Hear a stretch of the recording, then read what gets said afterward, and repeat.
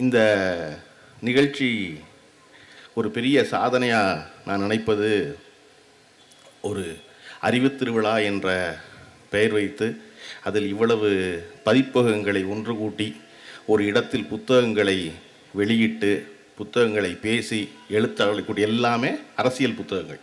புத்தக திருவிழாக்களும் புத்தக கண்காட்சிகளும் நாடு முழுவதும் நடக்கின்றன. அதுவும் தமிழகத்தில் இந்த திராவிட முன்னேற்ற கழக அரசு அமைந்த பிறகு மாவட்டம் தோறும் ஒவ்வொரு இடத்திலும் புத்தக திருவிழாக்கள் தொடர்ந்து நடந்து கொண்டே இருக்கின்றன. அது இந்த ஆட்சியினுடைய சாதனைகளில் மிக முக்கியமானது. நான் புத்தகங்கள் கொண்டு போய் சேர்க்கணும்ல, இங்கே எவ்வளோ இருக்குப்பா அப்படின்னு. அப்போ அதில் ஒரு முற்போக்கு புத்தக கண்காட்சி என்று ஒன்று வைத்து அதில் அரசியல் புத்தகங்களுக்கு மட்டுமே தளம் அமைத்து அங்கு எல்லோரும் கூடி அரசியலை பேசுவது என்பது தமிழ்நாட்டில் தற்போது எல்லாருக்கும் பதட்டத்தை ஏற்படுத்தியிருக்கிறது. என்னடா இது வெறும் என்டர்டெயின்மெண்ட்டாக நம்ம அரசியல் நடத்திக்கிட்டு இருக்கலாம் பார்த்தா அப்படி இல்லை போல இருக்கே. எல்லாருக்கும் அரசியல் அவங்க விளங்க வச்சுருவாங்க போல இருக்கே, புத்தகம் படிக்க சொல்கிறாங்களே, பேசுகிறாங்களேங்கிறதா அந்த பதட்டத்துடைய காரணம். நீங்கள் இன்றைக்கி கூட பார்த்தீங்கன்னா கோவன் தான் பதறாரு. எதுக்கு? தற்குறின்னு சொன்னான். சம்பந்தப்பட்டவங்க பதறதே இல்லை. சம்பந்தப்பட்டவன் எப்போ பதறனா, நம்முடைய மருத்துவர் எழிலன் நாகநாதன் தற்குறின்னு சொல்லாதீங்க அந்த பிள்ளைலன்னு சொன்னோன்னு பதற ஆரம்பிச்சிட்டான். அடடா நம்ம தற்குறியில் வச்சுக்கிட்டு இருக்கோம், அவனை தற்குறி சொல்லாதீங்கன்னு ஒருத்தன் பேசுகிறான்டா, தற்குறிலாம் தெளிஞ்சிட்டாங்கன்னா நம்ம என்ன செய்யறதுன்னு இருக்குல்ல ஒருத்தருக்கு. அப்போ யாரும் எந்த தெளிவும் பெற்றுவிடக்கூடாது என்று நினைத்து கொண்டிருக்கிற ஒரு காலகட்டத்தில் இந்தியாவினுடைய ஒரு முக்கியமான இயக்கம் அறிவு திருவிழா என்ற பெயரில் ஓராண்டு காலம் ஒரு வார காலம் தொடர்ச்சியாக இது போன்ற நிகழ்ச்சியை நடத்துவது என்பது பாராட்டுக்குரியது. அதில் அதைவிட சிறப்பு, இந்த அறிவு திருவிழாவின் முத்தாய்ப்பாக காலத்தின் நிறம் கருப்பு சிவப்பு என்று ஒரு அடர்த்தியான 1200 பக்கங்கள் கொண்ட ஒரு புத்தகத்தை இளைஞரணியுடைய செயலாளரும் தமிழ்நாட்டின் துணை முதல்வருமாக இருக்கிற திரு உதயநிதி ஸ்டாலின் முன்னெடுத்திருக்கிற முயற்சி இருக்கிறது இல்லையா, அது ஒரு மிகச்சிறந்த பாராட்டுதலுக்குரியது. அந்த புத்தகத்தினுடைய தொகுப்பாசிரியர்களும் ஆலோசனை குழுவைச் சேர்ந்தவர்களும் எல்லோரும் இங்கே நிறைந்திருக்கிறீர்கள். உங்கள் எல்லோருக்கும் தனிப்பட்ட நன்றி.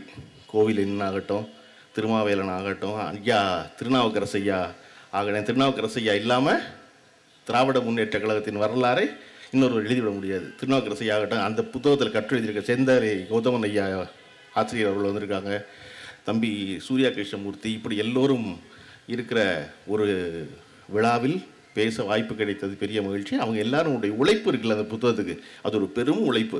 அவருடைய தொகுப்பாசிரியர்களாக இருக்கிற அன்பகம் செந்தில், நீரை மகேந்திரன், பிரகாஷ், சுகுணா திவாகர், பெருமாள், இப்படி எல்லோரும் தனித்தனியே குறிப்பிட்டு பாராட்டுக்குரியவர்கள் என்றாலும் கூட அந்த புத்தகத்தில் 100 கட்டுரைகள் நான் இந்த நிகழ்ச்சிக்கு பேச கூப்பிட்டோன்னே நம்ம பொதுவாக ஒரு பேச்சாக இருந்துடாமல் அந்த ஏதாவது ஒரு புத்தகத்தை பற்றி பேசுவது என்பது சுலபம். இன்னொன்று நான் எப்பொழுது நினச்சிக்குவேன்னா, ஒரு கூட்டத்துக்கு போகும்போது புத்தகத்தை பற்றி பேசுகிறதுன்னு ஒரு அசைன்மெண்ட் எடுத்துக்கிட்டோம்னா அந்த புத்தகத்தை படித்ததாயிரும். அந்த கட்டாயத்தின் பேர் புத்தகத்தை படிச்சிடும். அதனால் 2 நடந்துடும், நமக்கு ஒரு நல்லது நடக்குங்கிறதுனால நான் எப்பொழுதுமே ஏதாவது ஒரு புத்தகத்தை எடுத்துக்கணும்னு நினைப்பேன். எனக்கு இந்த புத்தகத்தை அவங்க அனுப்பும்போது பார்த்தா 1200 பக்கம் மலைச்சிட்டேன். இது எப்படி படித்து முடிக்கிறது? அப்போ சரின்னு எடுத்து படித்தா ஒவ்வொரு பண்பாடு பொருளாதாரம்னு வெவ்வேறு வகையாக இருக்கிறது. நான் எல்லோருக்கும் திராவிட முன்னேற்ற கழகத்துடைய இளைஞரணி தம்பிமார்கள் எல்லோருக்கும் சொல்ல விரும்புவது, தயவு செஞ்சு அவசியம் இந்த காலத்தினரும் கருப்பு சிவப்புங்கிற புத்தகத்தை 2 வாங்குங்க. 2 வாங்க எல்லாரும். ஒன்று நம்ம படிக்க, இன்னொன்று நம்மளை ஒருத்தன் திட்டிக்கிட்டே இருக்கான்ல அவனுக்கு கொடுக்குறக்கு ஒரு புத்தகம். நாங்கள் யார் தெரியுமா அப்படின்னு காட்டணும்ல ஒருத்தனுக்கு. நம்ம வெறுமனை நாங்கள் யார் தெரியுமான்னு சொல்லக்கூடாது. அவன்கிட்ட கொடுக்கும்போது என்ன சொல்லணும், தம்பி இது 1500 பக்கம் மொத்தமாக உட்காந்து படிக்க முயற்சி பண்ணாத. காரணம் நீ வாழ்நாளில் படித்ததே 1500 பக்கம் தான் இருக்கும். அதனால நீ ஒவ்வொரு கட்டுரையும் 20 பக்கம் இருக்குது, 30 பக்கம் இருக்குது, 30 பக்கமாக படி, வாரத்துக்கு 30 பக்கம் படி போதும்னு. அதிலும் குறிப்பாக அந்த புத்தகத்தில் நான் சொல்ல விரும்புவது, ஐயா திருநாவுக்கரசு ஐயா அவர்கள் எழுதியுள்ள ஒரு 32 பக்க கட்டுரை இருக்குது. அந்த கட்டுரை தான் திமுகவினுடைய 75 ஆண்டு காலத்தை அடித்து சுருக்கின நட்சல்மா இங்கிலீஷில். அந்த மாதிரி முதல்ல பவளக்கார தெருவில் அந்த கட்சி தொடங்கப்பட்ட நாளிலிருந்து இன்றைய அறிவு திருவிழா நடக்கின்ற நாள் வரையிலும் ஒரு சம்பவத்தை கூட விட்டுவிடாமல், ஒரு போராட்டத்தை கூட விட்டு விடாமல், ஒரு துன்பத்தை கூட விட்டு விடாமல், ஒரு இன்பத்தை கூட விட்டு விடாமல் எல்லாவற்றையும் எழுதி வருவதற்குள்ள 30 பக்கத்துக்குள்ள அது திருநாவுக்கரசு ஐயா இந்த திராவிட கழகத்தின் மேல் எவ்வளவு பெரிய ஈர்ப்பும் பிணைப்பும் கொண்டிருந்தால் இப்படி விட்டுலாம் எழுத முடியும். நான் ஆச்சரியப்பட்டுட்டேன் அந்த கட்டுரையை படிச்சுட்டு. எல்லாம் நிறைய பேர் இருக்காங்க, எல்லா கட்டுரையும் ரொம்ப சிறப்பாக இருக்குது. ஆனால் ஒவ்வொரு சம்பவத்தையும் விடாமல் எழுதுவதற்குல்ல. எனக்கு இன்னைக்கு சொன்ன வரலாற்றை படிப்போம் வரலாற்றை படைப்போம் என்பதற்கு நான் நினச்ச உதாரணம் அந்த ஐயாவுடைய அந்த ஒரே ஒரு கட்டுரை திமுகவை பற்றி, பவளக்கார தெருவிலிருந்து பவள விழா வரை அப்படிங்கிற அந்த ஒரு கட்டுரை இந்த கட்சி எத்தனை தூரம் பயணப்பட்டு வந்திருக்கிறது அப்படிங்கிறத பற்றி, எவ்வளவு தூரம் மக்களுடைய நலனை பற்றி அக்கறை கொண்டிருக்கிறது என்பதற்கு அந்த ஒரே ஒரு கட்டுரை போதுமானது. அந்த ஒரு கட்டுரை படித்தா ஆச்சரியமாயிரும்.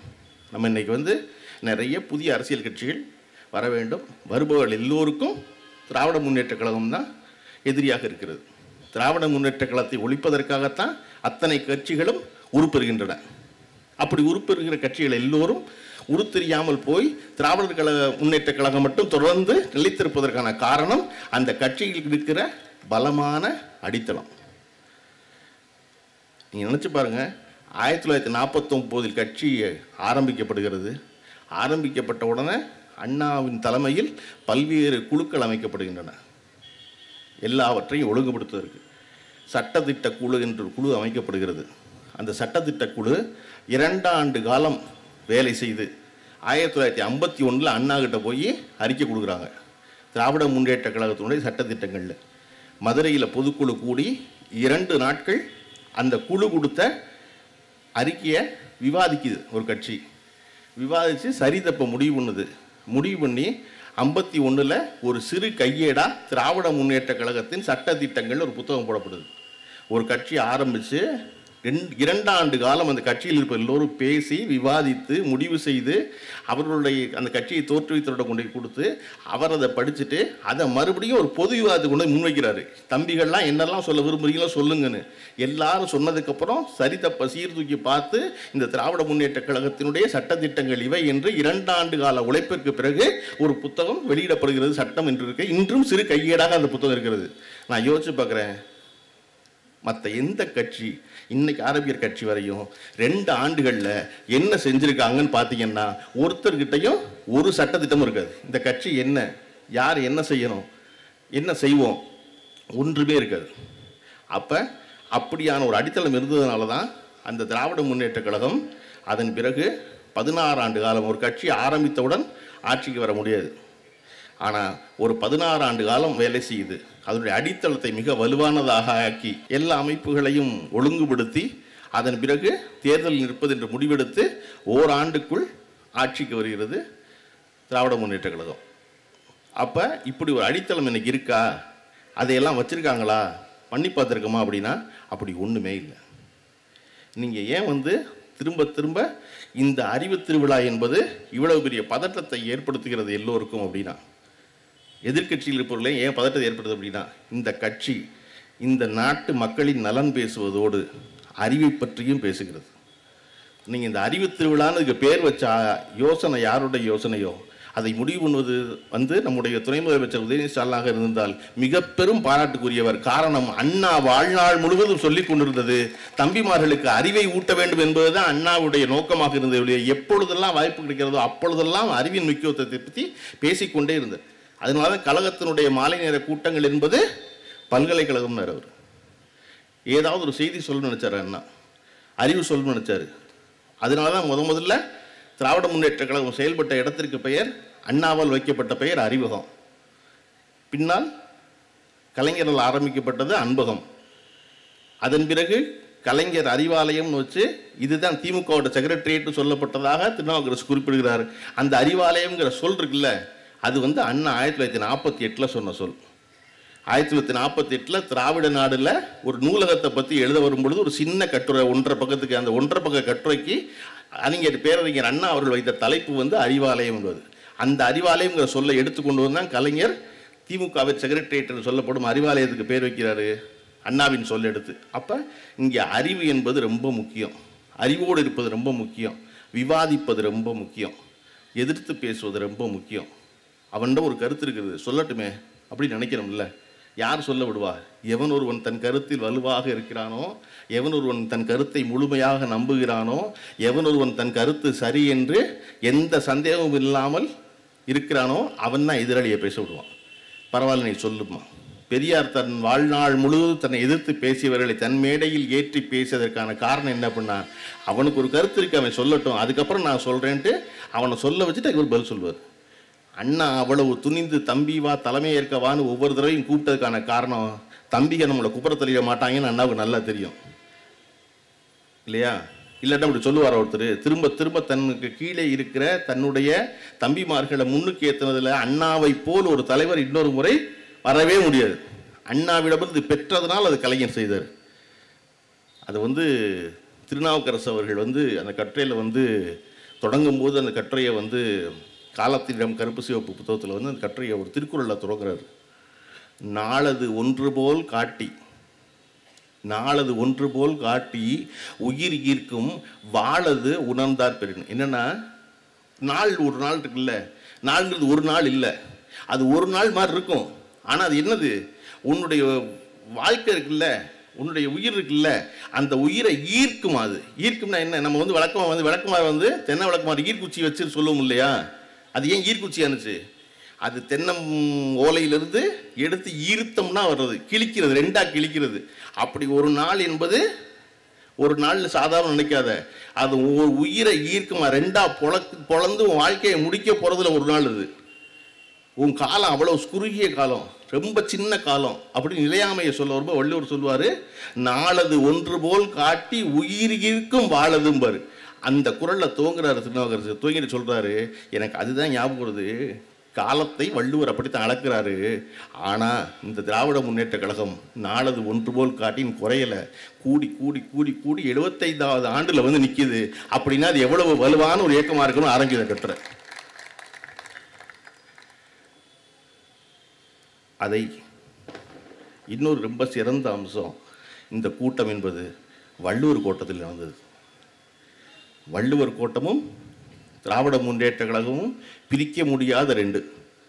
கலைஞர் அவர்களால் ஒரு மிகப்பெரிய கனவாக கொண்டு, தமிழ்நாட்டினுடைய மாடர்ன் ஆர்கிடெக்ட் யாருன்னா கலைஞர் தான்.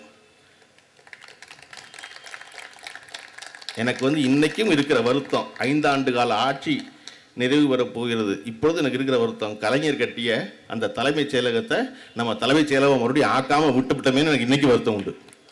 நீங்கள் அது உள்ளே போய் பார்த்தீங்கன்னா பார்த்து அவ்வளவு ஈக்கோ ஃப்ரெண்ட்லியாக, அவ்வளவு பிரமாதமாக, பகல் நேரத்தில் ஒரு இடத்துல கூட விளக்கு போட வேண்டிய அவசியம் இல்லாமல் அவ்வளவு பெரிய பேருந்து வாகன நிறுத்தங்களோட அவ்வளவு சிறப்பாக 20 ஆண்டுகளுக்கு முன்னால் கலைஞர்கள் கட்டப்பட்ட கனவு அது. அது மாதிரி இந்த வள்ளுவர் கோட்டை 2 வகையில் கலைஞருடைய வாழ்க்கையில் மிகப்பெரிய இடத்த பிடிச்சது. ஒன்று, 86 டிசம்பரில் இந்த வள்ளுவர் கோட்டத்தின் வாசலில் தான் கலைஞர் அவர்கள் சட்ட எரிப்பு போராட்டத்தில் கைது செய்யப்பட்டு சிறைக்கு சென்று 86ல் கலைஞருக்கு கைதி உடை வழங்கப்பட்டது எம்ஜிஆர் அவருடைய ஆட்சியில். அது இந்த வள்ளுவர் கோட்டத்து வாசலில் வச்சு எரித்த சட்ட எரிப்பில் தான். அப்புறம் 1 மாத காலத்தினுடைய தண்டை காலத்துக்கு முன்னாடி கலைஞருக்கு சிறை கைதியினுடைய ஒரு கைதி உடை கொடுக்கப்பட்டது அப்படின்னு பெரும் கொந்தளிப்பாகி அதில் பெரும் பிரச்சனைகள் வச்சோன்னா எம்ஜிஆர் என்ன செய்யறதுன்னு தெரியாமல் அவசரமாக அப்புறம் கலைஞரை விடுதலை பண்ணார். அதை விடவும் நான் ரொம்ப மனம் நெகிழ்ந்து கலைஞர் ரொம்ப நெருக்கத்தில் ஃபாலோ பண்ண ஆரம்பித்த இடங்கிறது எப்போ அப்படின்னா, ஒரு பெரிய ஆசையாக கனவாக பார்த்து ரசித்த கட்டின ஒரு வள்ளுவர் கோட்டம். அந்த வள்ளுவர் கோட்டத்துடைய திறப்பு விழாவுக்கு முன்னாடி ஆட்சி கலைக்கப்படுகிறது. கலைஞருக்கு அழைப்புகள் கூட அனுப்பப்படவில்லை. அவர் இல்லாமல் திறக்கப்படுது வள்ளுவர் கோட்டம். ஒரு மனிதன் தன் மனதில் அத்தனையையும் தேக்கி வைத்திருந்து மீண்டும் 13 ஆண்டு காலம் கழித்து ஆட்சிக்கு தான் ஆட்சிக்கு வந்த பொழுது பொறுப்பேற்றுக் கொள்ளும் நிகழ்ச்சியை அதே வள்ளுவர் கோட்டத்தில் வைத்து நடத்தியவர்கள்ல. அப்போ நான் பள்ளிக்கூடத்தில் படிச்சுக்கிட்டு இருந்தேன்.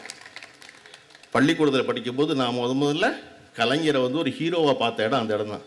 ஒரு மனிதன் எவ்வளவு பெரிய அடம்பிடிச்சு இருந்திருந்தா, எவ்வளவு வைராக்கியத்தோடு இருந்தா, அதை மனசில் வச்சுருந்து, ஏண்டா எங்கள் ஐயனுக்கு நான் ஒரு கோட்டம் கட்டுவேன், அந்த கோட்டத்துக்கு நீங்கள் எனக்கு அழைப்புகள் என்னப்பா விடுவீங்களா, இருங்க நான் வச்சுக்கிறேன் அப்படின்னு சொல்லி அந்த வள்ளுவர் கோட்டத்தில் கொண்டு தன்னுடைய பதவியேற்பு விழாவை நடத்தியது இருக்கு இல்லையா, அதுதான் அவருடைய மிகச்சிறந்த மாசின்னு.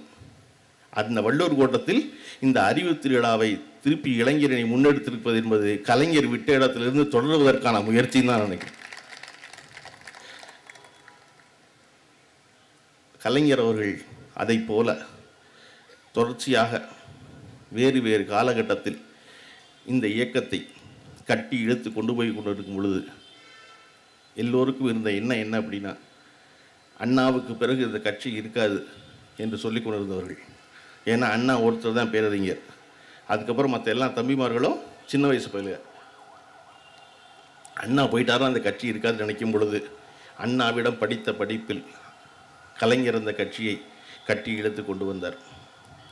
கலைஞர் ஒருத்தர், யார் அண்ணா இருக்கும்போது யாருமே இல்லைன்னு சொன்னவன் பூரா கலைஞர் இருக்கும்போது கலைஞர் மட்டும்தான். கலைஞர் போனார்னா ஒன்றும் கிடையாது. அதுக்கப்புறம் அதெல்லாம் இது எல்லா கட்டத்தையும் பார்த்துட்டோம், ஸ்டாலின்லாம் ஒன்றத்துக்கு ஆக மாட்டாருன்னு அப்படின்னு சொல்லிக்கிட்டு இருந்தவன் கலைஞருக்கு பிறகு ஸ்டாலின் இஸ் மோர் டேஞ்சரஸ் தென் கருணாநிதின்னு சொல்லி இப்போ ஸ்டாலின் தான் சொல்லிக்கிட்டு இருக்காங்க. ஸ்டாலின் தான் இருக்கார் அப்படின்னு சொல்லிக்கிட்டு இருக்கும் பொழுது இப்போ புதுசாக ஒரு பதட்டம் கிளம்பி இருக்கு. அது 75 ஆண்டுகால திமுக பவள விழாவின் அறிவு திருவிழா இல்லை, வாரிசை கொண்டு வந்து நிப்பாட்டுவதற்காக உதயநிதிக்காக நடத்துகிற விழா அப்படின்னு ஏன் அதை சொல்ல ஆரம்பிக்கிறான் அப்படின்னா, அவனுக்கு இப்போ தான் தெரிஞ்சிருக்கு. டே, எங்களுக்கு அது 4 வருஷம் முன்னாடியே தெரியும், நீ அது இப்போ சொல்கிறவனுக்கு வந்து அவன் இப்போ தான் கன்ஃபார்ம் பண்ணுறான். ஆகா, உதயநிதி இஸ் மோர் டேஞ்சரஸ் தென் ஸ்டாலின் போல இருக்கு. என்னடா படின்னு சொல்கிறத விடவே மாட்டேங்கிறாங்க. அண்ணா சொன்னார் படின்னு, அடுத்து வந்த கலைஞர் சொன்னார் படின்னு, அடுத்து இப்போ இருக்கிற ஸ்டாலின் சொல்கிறாரு என்ன வேணாலும் பண்ணு, நான் என்ன வேணாலும் செய்கிறேன், எப்படியாவது படிச்சுன்னு சொல்லிக்கிட்டு இருக்காரு. சொல்லிக்கிட்டு இருக்கும்போது அடுத்து வர்ற ஆள் மறுபடியும் அறிவு திருவிழா நடத்தி படிங்கிறாங்களே, இவங்க படிக்கிற விட மாட்டாங்க போலக்கே. அப்போ நம்ம என்ன செய்கிறதுங்கிற கேள்வி இருக்குல்ல. என்னை திட்டுறதுக்காகத்தான் நீங்கள் வந்து கூட்டம் நடத்துகிறீங்க, என்னை திட்டுறதான் உங்களுடைய வேலை அப்படின்னு சொல்கிறாரு விஜய். நீங்கள் யோசிச்சு பாருங்கள், ஒரே ஒரு தடவை ஏன் 2 புத்தகம் வாங்க வச்சோன்னா, இந்த வந்திருக்காளில் எவருக்காவது விஜய் வீட்டுக்கு பக்கத்தில் இருக்கக்கூடும், தயவுசெய்து அவருக்கு ஒரு புத்தகத்தை வாங்கி கொடுங்க. இதில் ஒரே ஒரு கட்டுரை படிங்க பாருங்க. இன்றைக்கி ஒரு அறிக்கை கொடுத்துருக்காருல, அந்த அறிக்கையில் ஒரே ஒரு கேள்வி, விஜய்கிட்ட யாராவது போய் 50 குழுனா என்ன, எண்பேராயம்னா என்னன்னு கேட்டிருங்க, பதில் சொல்லி போட்டு அதுக்கப்புறம் மிச்சத்தை பார்த்துருவோம். நம்ம ஒரு பயங்கரமான தீவிர இலக்கியவாதி ஒருத்தன் எழுதி கொடுக்குறான், நசுங்காத நாகரிகம்லாம் அறிக்கை எழுதுறாங்க. எனக்கு ரொம்ப நாளாகவே ஜெயமோகன் மேலே தான் சந்தேகம், அவராக தான் இருக்கும் போது. ஏன்னா இந்த நசுங்காத நாகரிகம்லாம் அவர் தானடா எழுதுவார், நசுங்காத நாகரிகம்லாம் எழுதுறீங்க அப்படின்னு. நீங்கள் நினச்சி பாருங்கள், எதுக்காக இந்த புத்தகத்தை படிங்கன்னு சொல்கிறேன்னா, ஒரு மாநாடு என்பது எப்படி நடைபெறும் அப்படின்னு இந்த புத்தகத்தில் 10 கட்டுரை இருக்குது. மாநாடு என்பது சாயந்தரம் 4:45 மணிக்கு கூடி ஒரு மேடையில் குறுக்க ஓடி துண்டெல்லாம் தூக்கி போட்டு 15 நிமிஷம் பேசிட்டு 5:15 மணிக்கு முடிக்கிற மாநாடு இல்லை. இங்கே எல்லாரும் வரணும், எல்லாருக்கும் இடம் இருக்குது, எல்லாரும் பேசணும் கண்டிப்பாக. ஆனால் என்ன பேசுவோம், பேசுவதுக்கு என்ன இருக்குது? நீங்கள் எதிர்க்கிறது பேசிடுவீங்களா? நீங்கள் நினச்சி பாருங்கள், நம்முடைய இன்றைய தலைவராகவும் முதல்வராகவும் இருக்கிற திரு ஸ்டாலின் அவர்களை கட்சி பொறுப்புக்கு கொண்டு வரணும் சொல்லும் பொழுது கலைஞருக்கு பெரிய தயக்கம் இருக்குது. நம்ம ஒரு வீட்டில் இருந்து திருப்பி இன்னொருத்தர் வந்தால் தப்பாக இருக்காதா அப்படின்லாம் நினச்சிக்கிட்டு மறுக்கிறாரு. சரியா? மறுக்கும்போது அன்பகத்தில் நடக்குது அந்த கூட்டம். அன்பகத்தில் முதல் குரல் என்பது, அதை சொல்வதற்கான எந்த உரிமையும் உங்களுக்கு இல்லைன்னு தலைவரான கலைஞரை பார்த்து குரல் எழும்புது. கலைஞர் பார்க்குறாரு, அப்படி உங்கள் வீட்டிலிருந்து ஸ்டாலின் வரக்கூடாதுன்னு நினைத்திருந்தால் மிசாவில் போய் அடி வாங்கினார் பாருங்க, அன்னைக்கே நீங்கள் சொல்லியிருக்கணும் வந்திருக்கக்கூடாது என் வீட்டில் இந்த ஆளுன்னு. எப்போ மிசாவில் போய் சிறைச்சாலையில் வந்து உயிர் போகும் அளவு அடிபட்டு வந்தாரோ அன்றைக்கு அவர் கட்சியின் ஆளாகி விட்டார். அதனால் அவருக்கு பொறுப்பு கொடுக்கணுங்கிற தலைவரை எதிர்த்து ஒரு குரல் ஒரு கட்சியில் எப்போ வர முடியும் அப்படின்னா, அந்த கட்சி தத்துவத்தை பேசும்போது மட்டும்தான் வர முடியும். இங்கே ஒரு ஆழ்வின் அடுத்து சொல்லுவோம் மட்டும்தான் வர முடியும். அப்போ இது எல்லாவற்றையும் விவாதிக்க கற்றுக் கொடுத்தா மட்டும்தான் வர முடியும். இன்றைய வரலாறை படிப்போம்னு ஏன் திரும்ப திரும்ப சொல்கிறோம் அப்படின்னா, இன்றைய வரலாறு என்பது எது? இன்றைய செய்தி தான் இன்றைய வரலாறு. முரசொலியினுடைய டேக்லைன் மாதிரி இன்றைய செய்தி தான் நாளைய வரலாறு. அதை தமிழ்நாட்டில் மிக சரியாக உணர்ந்திருந்தது 2 பேர் தான். ஒன்று பெரியார், இன்னொருத்தர் கலைஞர். பெரியார் தன் வாழ்நாளில் தான் சந்தித்த மனிதர்கள் அத்தனை பேரை பற்றியும் தான் கலந்து கொண்ட நிகழ்ச்சிகள் அத்தனை பற்றியும் தொடர்ச்சியாக பதிவு பண்ணிக்கிட்டே இருந்தார். அதன் பிறகு அதை போல விடாது தன் வாழ்நாள் முழுவதும் தன்னுடைய வாழ்க்கையில் நடந்த அத்தனையையும் பதிவு செய்த ஒரே ஒரு இந்திய அரசியல்வாதி யாருன்னா கலைஞர் கருணாநிதி மட்டும்தான்.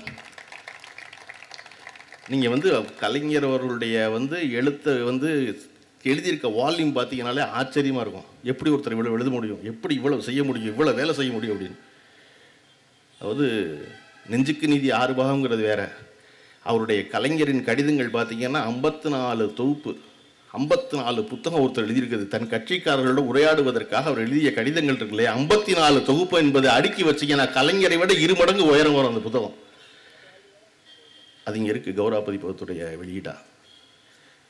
நீங்கள் அந்த புத்தகத்தில் 54 தொகுதியில் எந்த தொகுதியில் எந்த ஒரு கடிதத்தை படிச்சிங்கனாலும் ஆச்சரியமாக இருக்கும்.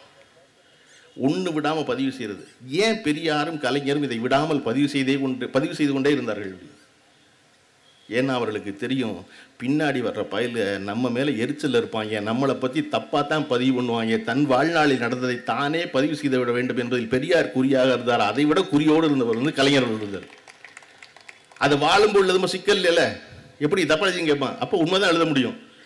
எல்லாரும் சம்மந்தப்பட்ட ஆள் பூரா இருக்காங்க, இருக்கும்போது எழுதணும்ல. திருநாவுக்கரசு ஐயா அந்த புத்தகத்தில் கட்டுரையில் சொல்லுவார், காலத்தின் நிறம் கருப்பு சிவப்பில் திருக்குறளை சொல்லி தொடங்கியது போல் அவசர நிலை வந்து அறிவிக்கப்பட்ட உடனே வந்து கலைஞரிடம் வேலை செய்தவர்கள் எல்லோரும் போய்விட்டார்கள், ஒரு ஓட்டுநர் கூட கிடைக்கல. அன்னைக்கு ஓட்டுநராக இருந்தது வந்து டிஆர் பாலுவும் கோவை கண்ணப்பனும் தான், 2 பேரும் மாறி மாறி ஓட்டுநர் இருந்தாங்க அப்படின்னு அன்பகத்துக்கு வந்து கலைஞர் வந்து இருக்கின்ற ஒரு நாளை அந்த கட்டுரையில் விவரிக்கிறார் ஐயா திருநாவுக்கரசு ஐயா. யார் யாரெல்லாம் வருவாங்க அப்படின்னு எழுதுறாரு. இன்றைக்கு இருக்கிற எஸ்ஆர் பாரதி வருவார், அவர் வருவார், அன்பகத்தில் இருக்கவர் தான் வந்து வருவார். யார் யாருக்கு என்ன வேலை கொடுத்துருக்காரு கலைஞருக்கு மட்டும் தான் தெரியுமா. ஏன்னா ஒருத்தனுக்கு இருப்பான், வெளியே போனால் கைது பண்ணிடுவாங்க. அப்போ ஒரு வேலை தான் கிடணும். ஒருத்தனுக்கே எல்லா வேலையும் கொடுத்து அவனை கைது பண்ணிட்டு போயிட்டாங்கன்னா எல்லா வேலையும் கெட்டு போயிருக்காங்க. டீ வாங்குறதுக்கு தனியாக ஒரு ஆலோசனை கலைஞர். அவர் கரெக்டாக 10 மணிக்கு வர எல்லாரும் உள்ள தலையெண்ண போய் டீ வாங்கி கொண்டு வந்து கொடுத்துட்டு அவர் போயிடுவார். அவர் கைது பண்ணி போனால் அடுத்த நாள் டீ கொடுக்குற மட்டும் வேற ஆள் வச்சுக்கலாம். அடுத்த நாள் பல நேரங்களில் வெளியூர்லேருந்து பேருந்து ஏறி தொண்டர்கள்லாம் வந்துடுவாங்க. 100 பேர் 200 பேர் ஆயிரம் அன்பகத்தில். 200 பேர் ஆனால் கலைஞர் மதிய சாப்பாட்டுக்கு வீட்டுக்கு போகாமல் அங்கேயே உட்காந்து அன்பகத்தில் உட்காந்து வெளியூர்லேருந்து வந்திருக்காங்களே அந்த தொண்டரோடு உட்காந்து பேசிக்கிட்டு இருப்பாராம். அந்த காட்சி எப்படி இருக்கும்ட்டு திருநாவுக்கரசு சொல்றாரு. அன்பனும் கையில் சிக்கிய மாவலைங்கிறார் கலைஞரை. அதாவது அன்பனும் பிடிக்குள் சிக்கிய மாவலைங்கிற பாட்டு வந்து எதில் இருக்குதுன்னா வந்து திருவருட்பால் இருக்க பாட்டு, பரமசிவனை பற்றி எழுதின பாட்டு. பரமசிவன் பெரிய மாமலை, யார் கையிலும் அகப்பட மாட்டான். ஆனால் யார் கையில் அகப்படுவான்னா அன்பு கொண்டு இருந்தால் அவன் கையில் அகப்பட்டுருவான். அப்பேற்பட்டவன் அவ்வளோ அன்பு கொண்டவன் பரமசிவன் சொல்கிறக்கா திருவருட்பா பாட்டை கொண்டு வந்து திருநாவுக்கரசு ஐயா இருக்க குசும்புக்கு கலைஞருக்கு எழுதுறாரு.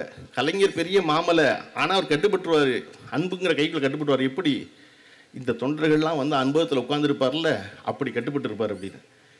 அப்போ இப்படி ஒரு நெருக்கடி நிலை இருந்த பொழுதும் தினசரி தன் தொண்டர்களை சந்தித்து தினசரி முரசொலிக்கு கடிதம் எழுதி தினசரி முரசொலியில் செய்தி போட்டு மிசாவில் எந்த செய்தி நீக்க முடியாத மாதிரி நடத்தி கொண்டு வருவதற்கு இல்லையா, அப்படி ஒரு வரலாறு இந்த கட்சிக்கு இருக்குது.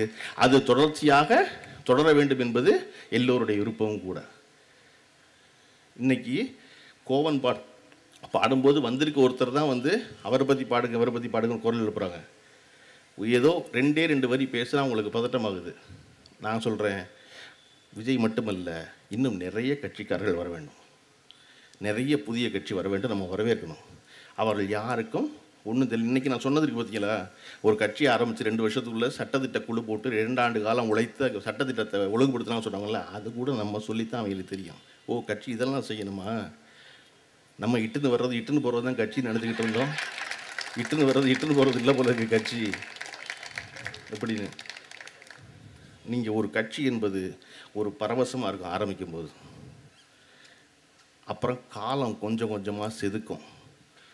எப்படி வந்து நாளது ஒன்று போல் உயிர் ஈர்க்கும்னு சொன்னார்ல வாழ்னு வள்ளுவர், அந்த மாதிரி காலம் செதுக்கிறது எய்த்தாப்புலேருந்து பார்க்குறவனுக்கு தெரியும், சம்மந்தப்பட்டவனுக்கு மட்டும் தெரியாது. காலம் டங்குன்னு ஒளி வச்சு அடித்து கொண்டு வரும் கொஞ்சம் கொஞ்சமாக ஒழுங்குபடுத்தி. அப்புறம் தான் அவனுக்கு தெரியும், ஓ காலம் நம்மளை தாண்டா அடிச்சிருக்கு அப்படின்னு. அது எல்லாருக்கும் நிகழும் கண் எதிர்க்க நீங்கள் இதை பார்க்கலாம். நீங்கள் பார்த்தீங்கன்னா விஜய் அவருடைய கட்சியுடைய முதல் மாநாட்டில் அவர் தனியாக நிற்பார், 8 அடி தள்ளி நிற்பான் எல்லாரும். இவர் உள்ளே வந்தால் அவன் எல்லாம் எந்திரிச்சிடுவான். எந்திரிச்சு நிற்பானா, இவர் 15 நிமிஷம் பேசுவாரா, 15 நிமிஷம் நிற்பான். 15 நிமிஷம் நின்னதுக்கப்புறம் இவர் போயிடுவார், அவனும் போயிடுவான், வந்தவனும் போயிடுவான், மாநாடு முடிஞ்சிடும். இவருக்கு மனுஷ வாடையே ஆகாது. எந்த இடத்துலையும் பக்கத்தில் மனுஷங்க இருக்க மாட்டாங்களா? அப்படி தான் இருந்துச்சு 2 வருஷமாக.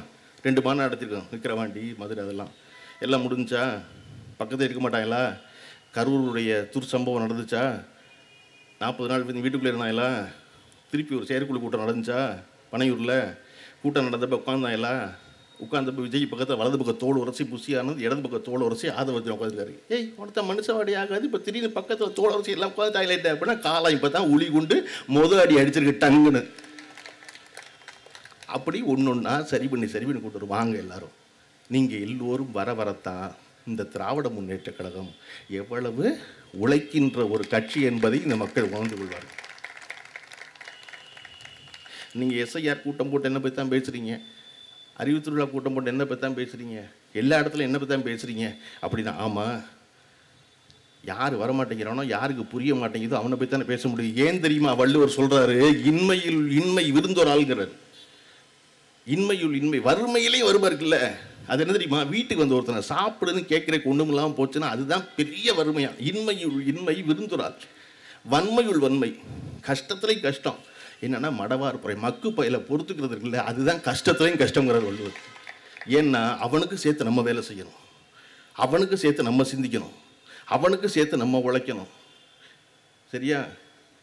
ஏன் எஸ்ஐஆரில் உன்னை பற்றி பேசுகிறோம், நீ வரமாட்டேங்கிறிய பாவான்னு கூப்பிட்றாரு முதலமைச்சர்.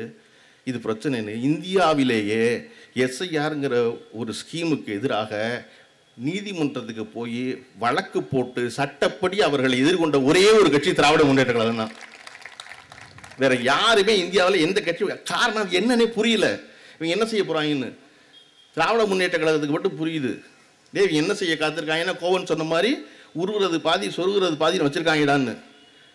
இப்போ கன்ஃபார்மாக என்னெல்லாம் ஓட்டுலேருந்து திசையில் தூக்கிடுவாங்க. ஏன்னா எனக்கு தெரியவா தெரியும் திமுக யார் உறுதியாக ஓட்டு போட போகிறானோ அவனுக்கு தூக்க போகிறான்னு. இப்போ இளைஞரணி தம்பிமார்களுக்கு பெரிய வேலை என்னென்னா, அறிவு திருவிழா புத்தகங்களும் அப்புறம் படிச்சுக்கலாம், அடுத்த 3 மாதத்துக்கு நீங்கள் தான் பிஎல்ஓ போல் போய் கிளம்பி ஒவ்வொரு வீடாக பதிஞ்சிட்டீங்களான்னு கேட்கணும்.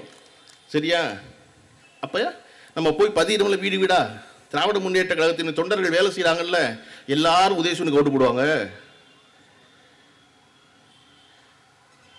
இல்லையா? அப்போ அவனுக்கு சேர்த்து நம்ம வேலை செய்கிறோம்.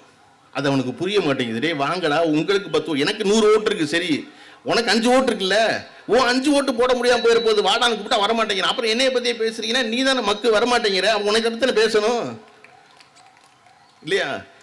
அப்போ இங்கே ஏன் எல்லாருக்கும் பதட்டமாகிறது இந்த கட்சியை பார்த்து அப்படின்னா, இந்த கட்சி ஒன்று தான் தொடர்ச்சியாக அது பொறுப்பில் இருக்குது, பொறுப்பில் இல்லை, நடக்குது என்பது அதிமுகவுக்கும் திராவிட முன்னேற்ற கழகத்துக்கும் ஒரு பெரிய வேறுபாடு உண்டு.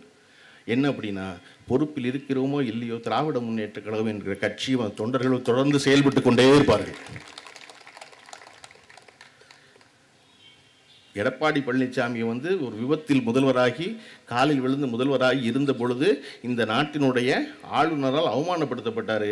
என்னுடைய முதலமைச்சர் அவமானப்படுத்தாதீங்கன்னு சொல்லி முதல் குரல் எழுப்பியது நம்முடைய இன்றைய முதல்வரும் அன்றைய எதிர்க்கட்சி தலைவரும் அந்த திரு ஸ்டாலின் அவர்கள் தான் முதல் குரல் எழுப்பினார்.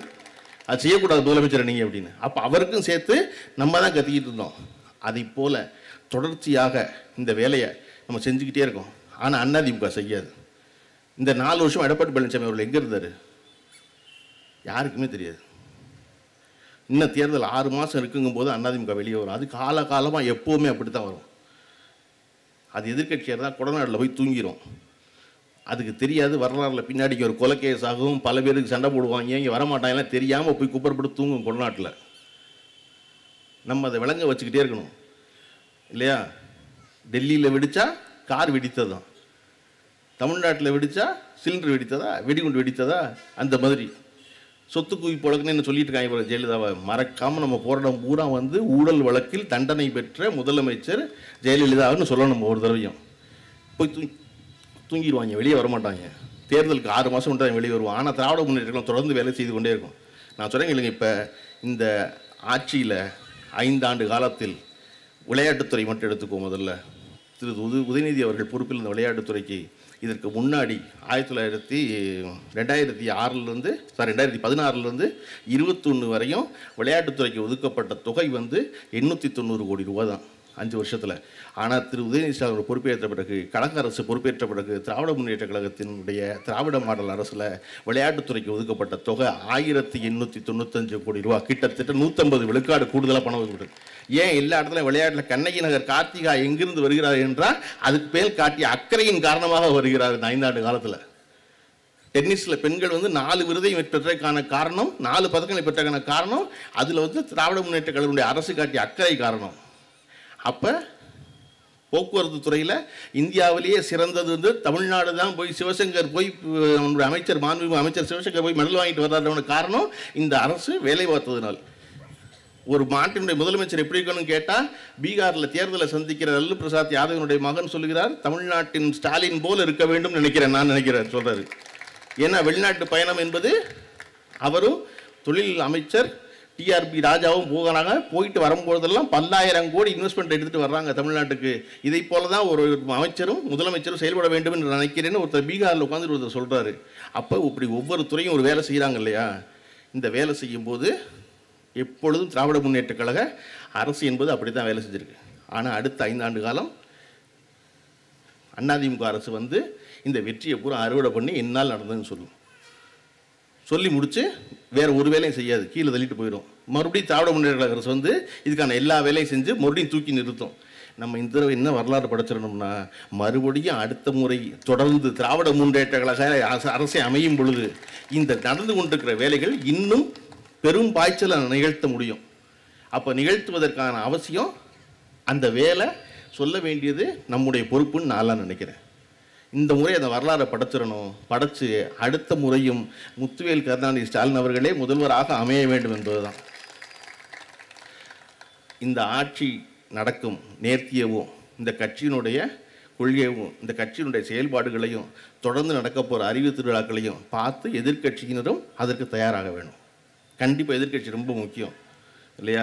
நம்முடைய முதல்வர் அவர்கள் நம்முடைய துணை முதல்வரிடம் மகனிடம் ஒரு கோரிக்கை வைத்தார், இந்த அறிவு திருவிழாவை நீங்கள் ஒவ்வொரு ஆண்டும் தொடர்ந்து நடத்த வேண்டும்னு இல்லையா? நம்ம திமுகவில் மட்டும்தான் அது என்ன தலைவர் மட்டும் வைக்கிறது, நானும் வைப்பேன் அப்படின்னு நினைப்போம். இங்கே எல்லோரும் ஒன்று தான். அப்படி நானும் ஒரு கோரிக்கை வச்சுருக்கேன். என்ன அப்படின்னா, இனிமேல் ஒவ்வொரு ஆண்டும் இந்த அறிவு திருவிழாவை ஒரு குறிப்பிட்ட நாளில் நடத்தணும். என்னிடம் இருக்கிற வேண்டுகோள் என்ன அப்படின்னா, அது உதயநிதி ஸ்டாலினுடைய பிறந்த நாளான நவம்பர் 27 அன்று தொடங்க வேண்டும். ஏன்னா இது அவருடைய முன்னெடுப்பு. 27ஆம் தேதி தொடங்கி ஒவ்வொரு ஆண்டும் 10 நாட்கள் நடந்து டிசம்பர் 6ஆம் தேதி அம்பேத்கருடைய நினைவு விழா என்று அதனுடைய நிறைவு விழா நடக்க வேண்டும். ஏன்னா இருக்கும் அறிவை தேட வேண்டும் என்று வேட்கையோடு செயல்படுகிறவர் உதயநிதி ஸ்டாலின். இந்தியாவினுடைய அரசியல்வாதிகளிலேயே அறிவுக்கு அடையாளமாக திகழ்ந்தவர் அம்பேத்கர். அதனால் இங்கு தொடங்கி அங்கு முடிவது என்பது ஒரு சரியான முன்னெடுப்பாக இருக்கும் நினைக்கிறேன். இந்த அறிவு திருவிழாக்கள் தொடர்ந்து எல்லா மாவட்டங்களிலும் நடக்க வேண்டும்.